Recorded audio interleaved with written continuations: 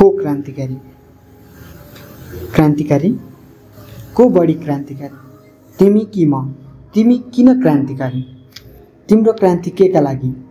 पैसा, नाम, पद कि असन्तुष्टिको खेल? तिमी कसका लागि क्रान्तिकारी? जनताको लागि कि आफ्नै स्वार्थको बगैँचामा हुर्किएको सपनाका लागि? मेरो विचार सुन्ने मत छ तिमीमा, मलाई बुझ्ने आँखा छ तिमीमा। तिमी कसरी क्रान्तिकारी?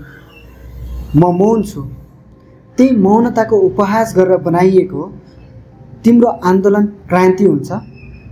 मेरो शून्यता सहेर म माथि गरिने दमनलाई तिमी क्रान्ति भन्छौ। को हो क्रान्तिकारी? यदि मैले हतियार उठाएँ र तिमी माथि दमन गरेँ भने के मलाई क्रान्तिकारी स्वीकार गर्छौ? कि क्रान्तिकारी म नै हो जो हाँसी हाँसी तिम्रो दमन सहन सक्छ? मेरो क्रान्ति त्याग हो, त्यो सुन्न सक्छौ तिमी? कि तिम्रो सोचमा त्यागलाई क्रान्तिकारी मानिँदैन? मौन हत्या गर्न सक्छौ, कति क्रान्तिकारी?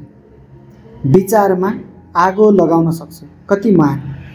म सकिएर पनि तिमीलाई हँसाउन सक्छु, त्यो म कति क्रान्तिकारी?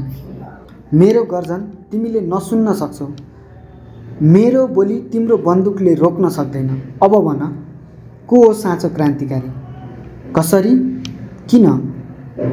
क्रान्ति केवल नारामा सीमित छैन, यो बाँच्ने तरिका हो, प्रश्न उठाउने साहस हो, कसैको चित्कार सुन्ने चेतना हो र व्यथा बुझ्ने संवेदना।